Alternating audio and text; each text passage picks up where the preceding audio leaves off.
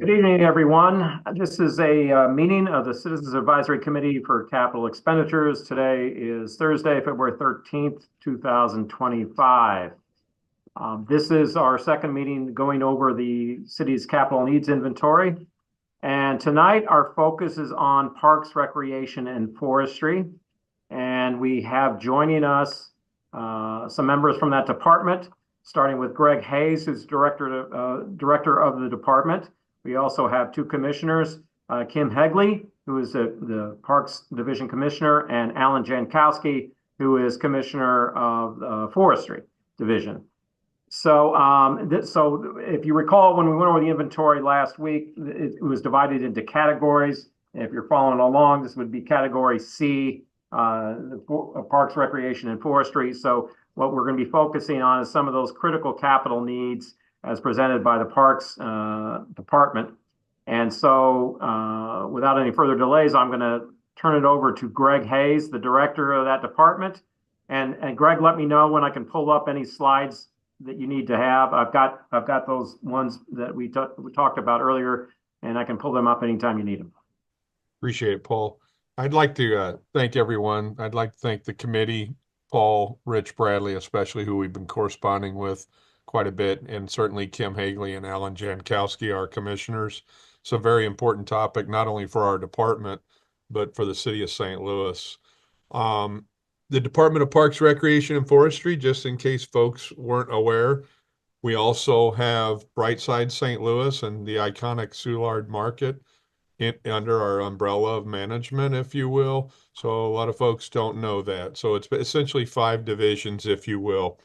As you'll see on the list, it's a total of 27.7 million, excuse me. But what I'll do is I'll touch upon a few of the high priorities, hand it over to Kim, who subsequently will hand it over to Alan, and we'll talk about these issues and these projects and these cost estimates, capital project cost estimates, and happy to answer any questions the committee has. These projects are critical. As Paul noted, this is a critical list.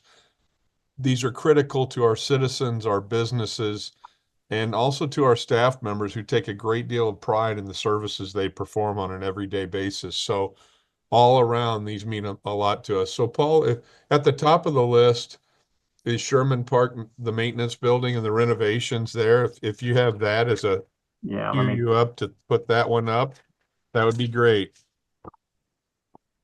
And I'll just hit a few highlights. All right. And even while Paul's pulling that up, and Paul, if you have it, great. So Sherman Park, located in the 12th Ward, it's adjacent to Wool Recreation Center, our most participative rec center, if you will, at Dr. King and Kings Highway. If you just drive the exterior of that building on the west end of the park, you'll get a good idea of what our Parks Division staff members have to report to work to every day. As I mentioned, they take a lot of pride in their work, and that particular facility and that building is in dire need of renovation. So the price tag on that is estimated at $750,000. Kim will touch upon that. The next one, and Paul has some pictures that are pretty impactful of what our crews, they deserve to report to a nice, safe place, if you will, and not decrepit conditions. So thus the being on the top of the critical needs list. The next one I want to touch upon is pool renovations. There's a price tag, estimated price tag of about $4 million there. Folks, if folks don't know already, we have 4 indoor pools that are year-round. They are Tandy, 12th and Park, Cherokee, and Wool.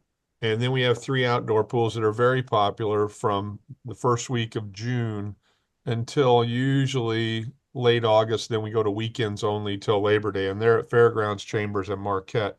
These are very old pools, if you will, and we contend in order to staff them safely and to have them be the popular amenities that they are, that they definitely need the work and the price tag targeted for them. Soulard Market, I'll have a couple more and I'll hand it to Kim. Soulard Market, we're very proud of Soulard Market. We're almost at near capacity. with vendors. And if at 100% occupancy, we're pretty close. And if you drive to Soulard, those are what I call lower cost, affordable items for our citizens and city visitors to our city. It's essentially, our market manager referred to it as a small business incubator. And I thought that's a perfect way to describe it. A business can go in there at pretty low startup costs and really make a name for themselves at the market and then venture out on their own to a brick and mortar. It's an older, very old building. It has a lot of work to do, and I think what Kim will allude to is there's been improvements made, thankfully, with capital funds, and there's more improvements to be made at that popular destination. And she'll talk about how it's important to work from the outside going in, so to speak, and she can explain that. And then finally, the last one I wanted to touch upon, we have the list here, but the HVAC upgrades at our rec centers, nothing worse in the winter like we just had recently. Hey, the heat's down at Cherokee. We call Rich Bradley, we scramble. We don't want to close rec centers. We have 7 of them. These are 60, 70, 80-year-old buildings that are very popular for our youth and our adult populations to enjoy. And in the summer, well, the AC's out at Gamble Rec. Rich doesn't want to get those calls. Kim doesn't want to get those calls. And Joaquina Callion, our recreation commissioner, doesn't want to get those calls. So to have 4.7 million targeted for our rec centers for those upgrades, those are critical projects at our rec centers, and Kim can touch upon those. So that's where I'll stop for now. I want to hand it to Kim, and she can maybe hit a little more of the highlights of what I just discussed and anything else, and then on to Alan later on. Thank you very much. So just want to thank everybody for your time to get to plead our case here. I'm going to start back at the top with the Sherman Park Yard. Oh, well, great. Thank you, Paul. So I don't want to read to everybody, but this is just a narrative and can give you some detail later on after this. That building is actually condemned by the building division. So we have moved out of that. We're doubled up at Fairgrounds. We actually have 10 park yards across the city that service various parts of the city. So each park yard can cover at least 10. In this case, Sherman Park Yard services 16 other parks in the northwest quadrant of the city. So the plan that I have is the building is not salvageable. So we would like to take it down and put something up in its place that's more, it's simple but useful. A lot of the yards that we have were old. They were never intended to be utilized the way they are now. So I want to tear it down. And then we actually had a cost for another park yard to do just a block building. This one, I want to do the same, tear it down, do the block building.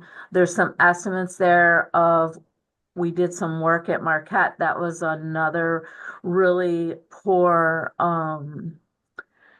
they're all in poor repair. There's nothing been done to them in 25 years plus. So we plucked away. I try to pluck away at them with the Metro Park funds and the neighborhood park funds that I have. And we did that at Marquette. So you can see some of the pricing there for what we did at Marquette. This one, I'm coming to the Capital Committee because it is a tear down and going back with, like I said, just a split block face building, overhead door, small area in the front of the building to service an office for computer hookup and basically a break room and a bathroom. Nothing extravagant, everything on the down low. I think if I can get the $750,000 that I'm asking for, I can make up for some of the rest out of Metro and neighborhood park funds and even more do some finish work in-house with my carpenters and painters and things like that to keep the cost down over the winter next year. Moving on to the rec center pools, I want to thank the committee. In years prior, I have been getting about $1 million a year to work on pools. We've made huge strides in the guts of the buildings, or the pools. Underneath the pool decks are tunnels that have piping and pumps, and we patched the patches, and when we were almost to the point of no return on some of these, and so we are plucking away with the money that we get every year. And like I said, usually it's about $1 million a year, and that allows me to again go in and fix. This year we've done some wool pool needed the I call them scum gutters. They were tile and broken, and that was like to the tune of 381,000. Some of them were smaller things like cracks in the pools, which was $100,000, a little over $100,000 at Marquette, and on and on. And that's just what's been spent probably within the last 6 months.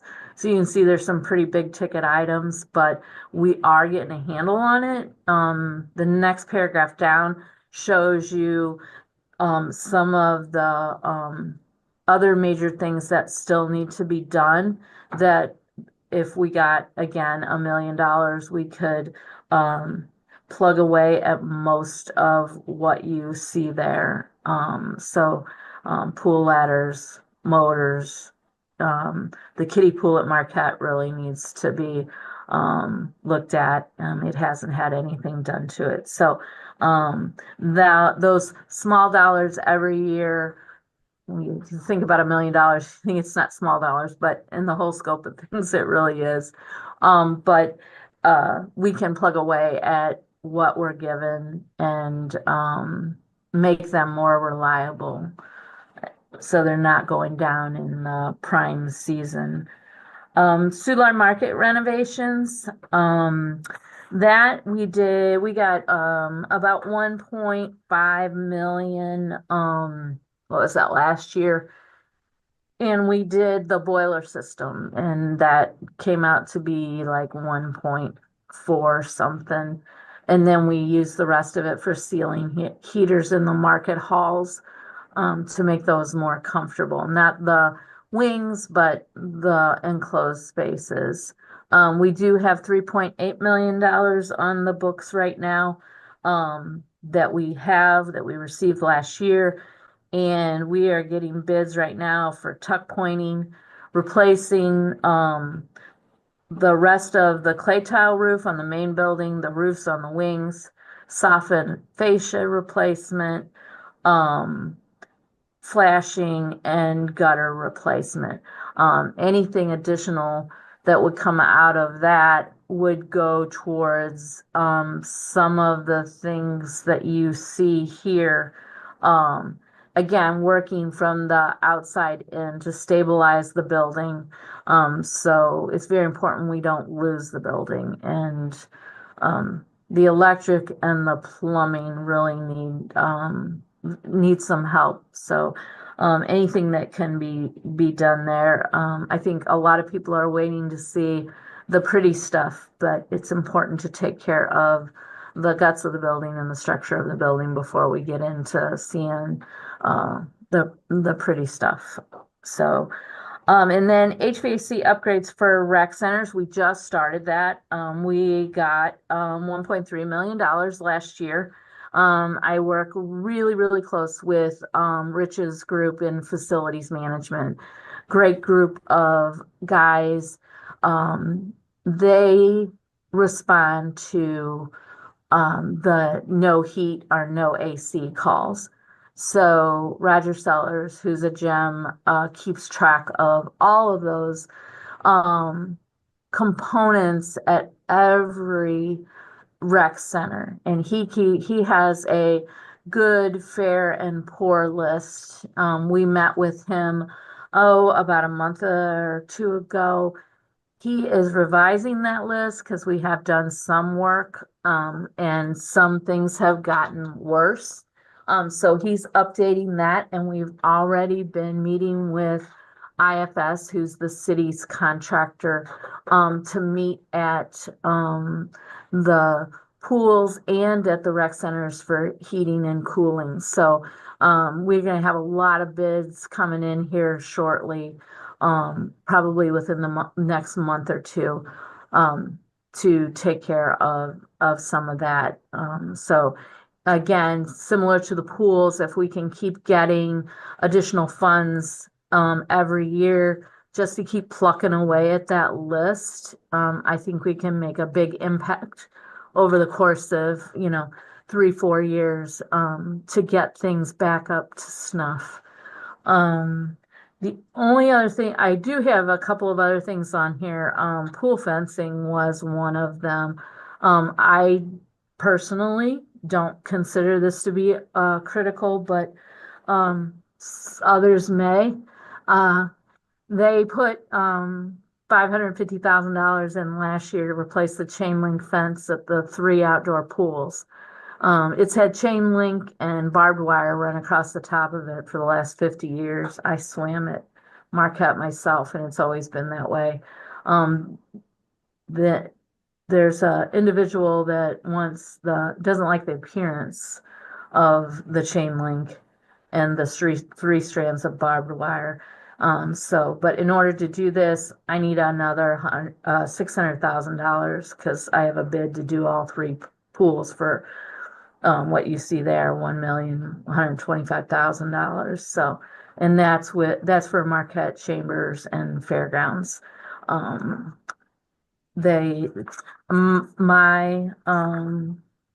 thoughts on this is, yes, I could do one, but what one do I do? And I think to keep things equitable, all 3 of them need to be done at the same time if we're gonna do this. And then I have 2 other properties, the Barrett Brothers Comfort Station and the Clifton Heights Comfort Station. We've lost both of those buildings. They have not been torn down. One was caused from upheaval of the slab foundation. We're not really quite sure what caused it. Been happening over the years, but within the last 2 years, it's caused the building to be unsafe. Clifton Heights is a unique building. It's hollow clay tile. No, we've never seen anything like it. But originally we thought it was just the roof that was built that way, but now we've found that the walls are made that way too, and they're bulging and cracking. So I am working with the building division to take those down. I think I can get their help on the demolition, but they're on here because at some point in the future, we're going to have to think about replacement of those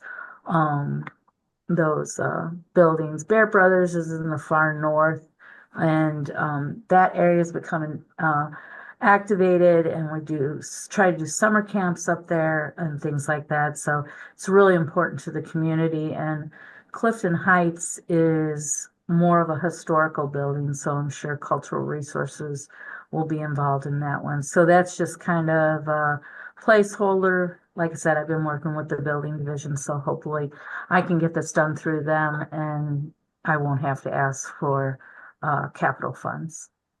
And that is all I have. Thank you.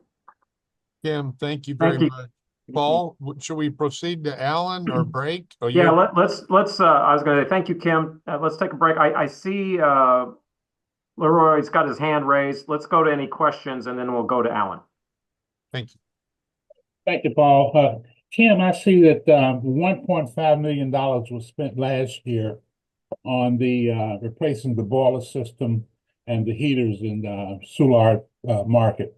So I want to make sure I understand. So we're done with the boilers and the heaters at Soulard. So those don't need any more work, correct? We don't need anything additional. Right? Correct. Okay. Were there any other upgrades at Soulard Market last year? And if so, what was the funding for those? We have not done any upgrades other than what we have done in-house. I know our electrician, I only have one, and his trades helper. We did put some new light fixtures in Soulard to brighten up the space. And they are also on timers so they don't run all the time if there's nobody in the hall. So that's something that we're doing across the board anytime we replace lights and switches, is to put them on those type of time switches or motion detector switches. But other than maintenance type stuff, nothing's happened. Like I said, I have the 3.8 million that came from three different funding sources last year. I say last year, last fiscal year. So in August, September, we got that money, and we have been working on getting bids for, again, working from the outside in. The main roof is a clay tile roof, and we're gonna, about 4 or 5 years ago, the main part of it was replaced. We're gonna replace the ends, and then the four wings that come out, those are asphalt roofs. So those will be much, much cheaper to do. The whole building needs to be tuck pointed. There needs to be flashing done because in the main hall especially, there are leaks into the spice shop there. And then moving on to soffit and fascia and guttering, they're called corbels, and it kind of looks, they're decorative, and they look like they hold up, they're on an angle, hold up the overhang. Those are starting to fall off. So I'm not sure I have a picture of that. But those are starting to fall off. So that's where we're starting. Again, trying to get yeah, there you go. And the one where his cursor is. Hard to see. We're trying to work from the inside out to get the building stabilized. Again, nothing's been done to it for quite some time. Okay, have you looked at increasing rent so that some of the users can actually help bear some of these costs as well? I honestly, so my role in this, and you might be wondering why I'm talking about recreation centers. My role as park commissioner is I work to help maintain the rec center buildings and Soulard Market. I'm going to defer to Greg because I don't deal with the day-to-day operations of Soulard Market. Kim, Okay. that's correct. Mr. Grant, that's a good question. We have not contemplated that for at least a few years. We have, and the rationale there is if you're going through Soulard Market, it's so vastly popular, and yet the vendors are working in some areas. I mean, you have uneven concrete floors underneath you. You have maybe some tarps flapping, and it's just hasn't received the improvements, in our opinion, to justify raising rent. I mean, I just don't know how significant that would be. And when you think about it, all the folks that flock to Soulard, there's a lot of taxes and there's a lot of, I'd call it, ancillary things that help us out with folks spending money there, et cetera, et cetera. So no, we haven't explored raising the rent at this time. Now, when the facility improves, it certainly seems more palatable to do that. Okay, thank you very much. Thank you, sir. Okay, Terry, I see your hand is up. Yes, thank you very much. I appreciate giving me the opportunity to speak. And Kim, hello, good evening to you. And I just want to say a couple things about Soulard Market. Number one, I'm a Soulard resident. I know how important this facility is, not only to the neighborhood, but certainly to the vibrancy of the tourism trade of St. Louis. You go there any Saturday, and you see such a incredible cross-section of locals and visitors alike that truly go out of their way to visit that location just because of its history and its proximity to downtown, and just the variety of purchase options that are inside. So it's a great experience, and I'm very, very happy that you all are very focused on wanting to inject some much needed capital improvements into the facility. And I know the Soulard neighborhood certainly is too. And I just had two quick questions. So the $3.5 million that's been appropriated in fiscal year 25, that is money that is locked in and not going anywhere, and will be applied against a variety of some of the pending projects that are listed here. Is that correct? Yes, yes, yeah, just Okay. a couple answers. Yeah, that was appropriated in the current fiscal year, and it's to be, Okay. capital remains. They still need to encumber that $1 million out there before the end of the fiscal year, but yeah, they're working on those projects. Okay, great. And so if no money comes out of this effort for the market, it would then be upon this group or I guess you guys, to prioritize how that $3.5 million would get spread across that $6.5 million of pending projects. Is that my understanding? Yes. So Okay. like I said, it's 3.8, and we are starting with the roofs, the tuck pointing, the soffit and fascia, Okay. gutters, take care of what we're trying to do is take care of the water, so there's no more damage done Yeah. to the inside or the outside of the building. And Okay. depending on where those bids come in, we will just keep moving down the list or up the list, depending on, what needs be. I mean, you can see this ends of the market there in the bottom left-hand corner of these Yeah. pictures. That would all be taken care of. We've even talked Horrible. about the new, the new sign, not a new sign, but sprucing up the sign that there. It's Sure. in my opinion, it's kind of iconic, so Right. just bringing, those are some things that, especially the sign, that we're thinking about doing in-house. We can remove that and our painters can do that. So I think it'll be a combination of things, and we'll just keep plucking away at the list, but it's going to be the structural things, and then moving on to the electrical wiring and the plumbing. That will be the next thing that has to be done, because you saw some pictures from in one of the previous slides. It's not pretty. So Okay. again, Yeah. and I think that will lead into Mr. Grant's thing is, once we can upgrade that electric, you can see there it's still in the round fuse system, in that bottom middle picture. So I think once we get to that point, and we can supply water year round, and we can have upgraded electric, so that the vendors can maybe not expand, but increase their, like with freezers or coolers or things like that. We just don't have that capacity right now.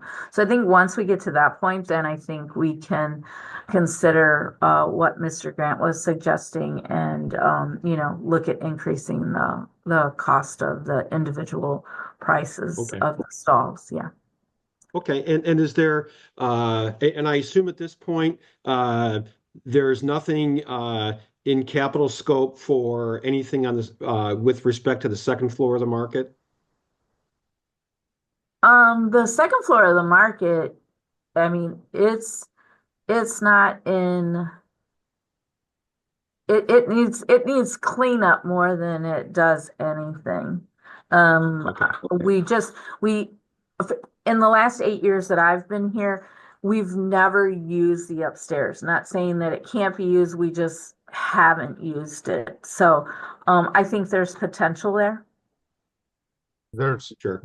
and let me interject, Mr. Hoffman, thanks for those questions as well. You know, it was shuttered several years ago as a rec center, as we all know. It's a beautiful area. And I was there with the market manager walking around last week. It was contemplated by a private company years ago. I may have shared that with you.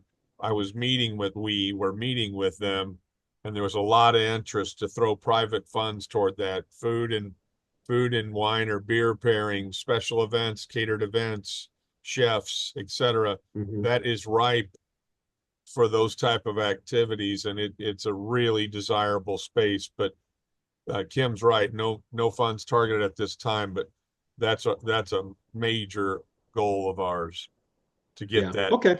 where it used to be, so to speak. That would be phenomenal. No, I think it's a hidden gem that is highly underutilized and could be something pretty impactful. So thank you all very much. And will the documents that we're seeing here, will you make all that available to us as well? They are posted already on the website. So if you go Okay. to the agenda page, you'll see these documents posted. Awesome. Great. Thank you. Yeah, thanks for One all your follow-up for Kim. You mentioned the $1.5 million. Was there some balance that was remaining from the million? Is that why we're talking a little bit more than the 3.4? Was that? No, and I could be up. I thought it was 3.8 million. Okay. But no. So the boiler system didn't take, I had about $250,000 left Okay. at 1.5 million, and that was when we went to the ceiling heaters in the All right. market. Okay, so that your ceiling heaters consumed the last of that million. Yes. Okay, Yes. very good. So I understood. Okay, thanks. I see David Newberger, you have your hand raised.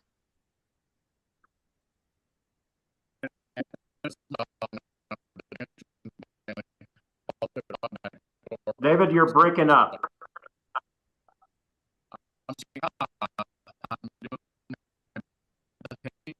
Can't hear you, David, myself either. Yeah, David, your audio's bad. Do you have a question in the chat that you could do that? Yeah.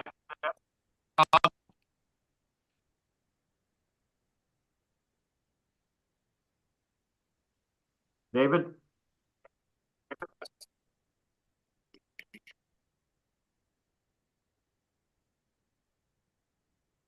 Yeah, we lost. I can see you. There you are. Definitely can see you, David. Can't hear you Can't though. hear you. I tell you what, if it's easier, yeah, just put it in a chat and we'll bring it up when we. Okay, very good. All right, that's a thumbs up. All right, very good, David. Thank you. All right, why don't we go to Alan? I think Alan was next to go over the forestry requests. Is that right, Greg? Yes, sir. He's got a couple items on there, and Alan will be talking trees.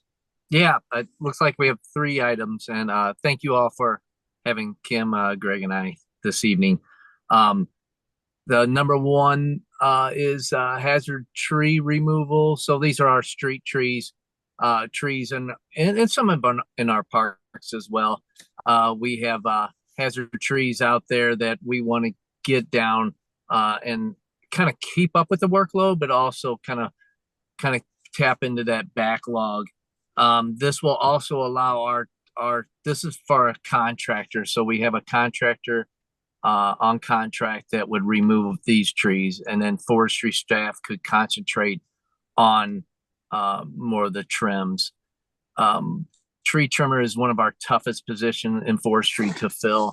Not for everyone. A small slice of the public that wants to be a tree trimmer. It's every day you're outside, whether it's warm or cold on days like today, and you get 70 feet in the air in a bucket and you're running a chainsaw, plus not to even mention the chipper. It is a dangerous profession, and with just a position we struggle to keep filled. So this 1.1 million, we've had funding in the past, and it's been critical to our operations to keep up with the workload of the hazard tree removals on our streets. The next one is ash tree removal, 550,000. This is I don't know if everyone knows about the emerald ash borer. It attacks our ash trees. The borer gets in the cambium layer and disrupts the phloem, and which is the food moving up and down the tree. And the trees die within a year and a half, 2 years, and then they become really brittle. For some reason, they start breaking apart. So we had 22,000 ash trees, and this program's been in place for 6 years, I believe, and we've got it down to under 7,000 trees. And hopefully in the next couple of years, we'll be able to get the ash trees to a level where we'll be able to eliminate this program. But that's the ash tree removals. And then lastly, $40,000 for parking lot lighting. We have a lot down at 1415 North 13th Street. Drive by if you like. We have equipment that sits outside of our building. We try to get as much as we can inside our large garage, but it's filled to capacity. We jam them trucks in there at night. But some of our equipment sits out there, and we just want to add to the security. Some of the outlining areas of our parking lot are pretty dark, and we just want to kind of light that up. And that's looks like $40,000 we're asking for there, and on that line item. Alan, And thank you. I want to, oh, go ahead. No, that's it, Greg. Go ahead. I was going to interject before I lost the thought.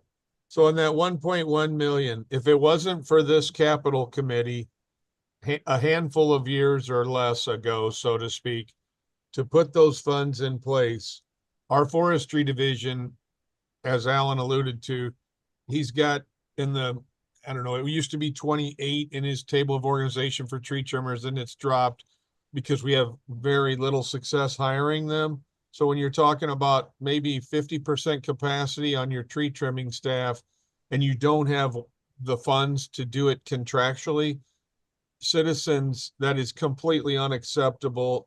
We're in risk mitigation, and we love a beautiful canopy across our city of trees, but we have a duty of care, and we have to emphasize risk mitigation. So to put those contractual services in place with our contractors has been critical to take trees down that are warranted removals. And it's thanks to this committee. And the same thanks about the ash tree. I don't want to be dramatic, but they say death and taxes. That sounds facetious, but emerald ash borer will take out every ash tree. It's just a matter of time. So we've had a preparedness plan in place in forestry for years to get those ash down before they start causing property damage and, God forbid, injuring someone. So it's been a very successful program, and we're not too far away in the next few years from completing that. We don't plant ash for at least a decade and a half, maybe 2 decades now. So thank you. Thank you, Greg. Okay, Leroy, do you have was that a new hand raised? That's a new hand. Okay, well, let's go ahead. You're asked Okay. away. All right, thank you. Thank you, Alan. Alan, you may have mentioned this at the beginning, but can you define hazardous tree for me, please? What is a hazardous tree? Yeah, so we send out so we get a lot of service requests for come inspect our tree. So we'll send a certified arborist out there, and they'll either determine, hey, this tree needs no service, looks healthy. We'll address the concerns with the homeowner. Maybe it just needs a little bit of trimming, raise the canopy up off the sidewalk or off the yard or off the driveway. But then all of a sudden there may be some cavities in the tree, and what the arborist will determine if it's a warranted removal. So that's how I kind of define a hazardous tree. If we're looking at a removal, then that kind of categories in my book as a hazardous tree. Can there be hazardous trees that need trim? Absolutely. So it's a broken hanging limb, anything that can harm the public or harm any or damage any cars or any kind of infrastructure. Would that include trees whose roots are beginning to protrude above ground and displace the sidewalks? Yeah, at that moment, I lean on the street department to pull up that sidewalk, and then we'll reevaluate that tree. If we could do a street tree, if we could do a root pruning, we will.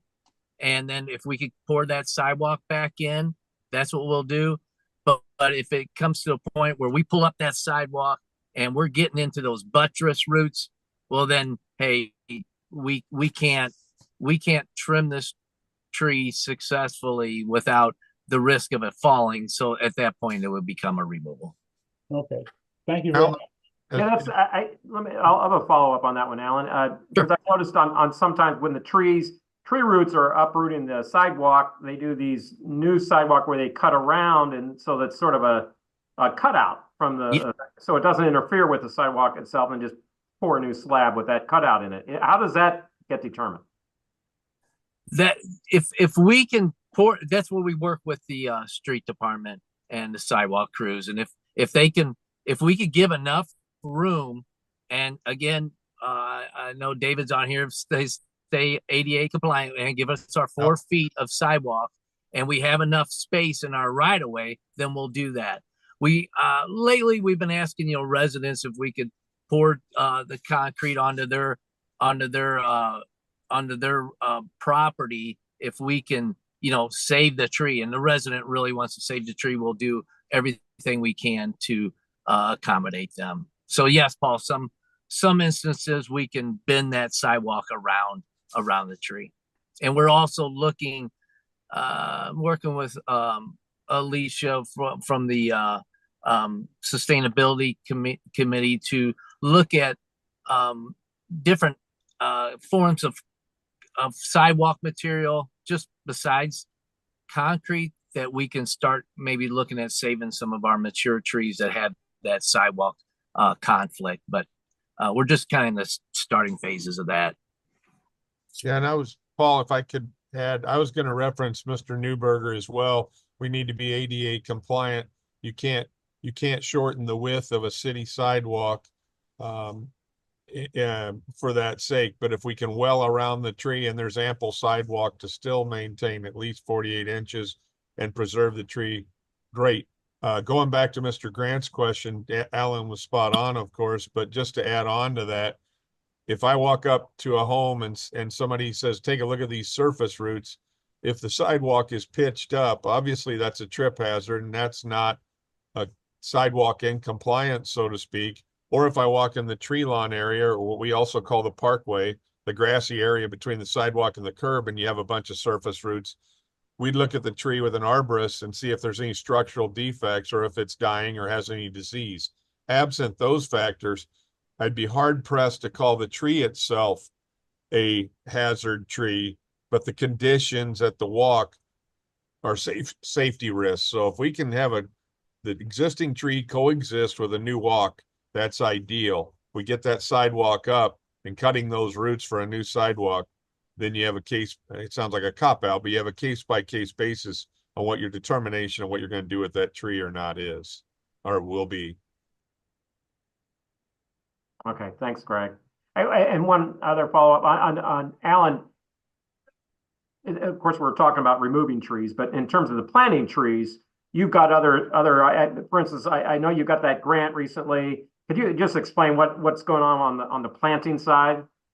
Oh, sure. So we did receive $8 million grant that is in the CJUST areas of the city. That's the Climate, Economic, and Justice screening tool that the federal government puts out, and it kind of dictates certain kind of neighborhoods throughout the country. And so we're planning on removing 1,600 trees in those areas, pruning about 7,000, and then also every tree that's removed, we are planting 2 to 1. So we'll be planting 3,200 trees with follow-up care, which is fantastic. We have a contractor that's going to water the trees for 3 years and mulch them for 3 years. So we're giving them some care, not just putting them in the ground. And as far as the rest of the city, we do have capital funds that the aldermen dedicate toward tree planting.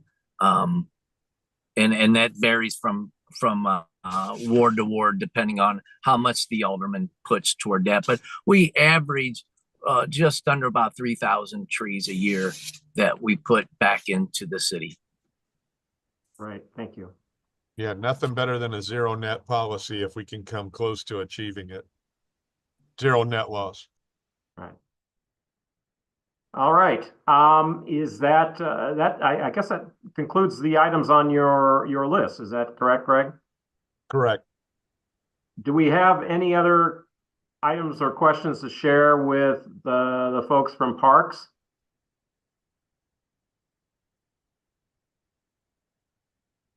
All right, I see no hands raised. Okay.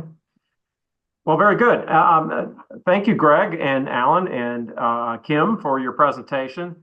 Obviously, as we've talked and we go through these every week, we identify a lot of more critical needs and some of the capital needs that we've got more than we have obviously available. You missed our intro meeting last week, and that was basically primarily the discretionary piece of this is about $21 million from the surplus that we had last year. And we've got over, over 400 million or so in those needs, of which 100 million, well, actually over $500 million in needs, but over $100 million in critical category. So it's going to be tough fitting everything in, but that's the purpose of this committee and the capital committee and other committees that inform the capital committee to make recommendations on this regard. So thank you for your presentation. And that's all I have this evening. I know we went long last week, so we're going to be ending short this week. So unless we have anything else, I do want to point out that next week's meeting, which is talking about streets and bridges, Rich, that is on Tuesday evening. So it's not Thursday, it's Tuesday evening at 5:30. So mark your calendars for that. We'll have the information out there for you to review. And so unless there's anything else, I think we're done for the evening. Thanks all. Thanks, everyone. We really Thank appreciate you all. the time and the consideration. Thank you all. We appreciate it. Thank you. Have a good night. Good night.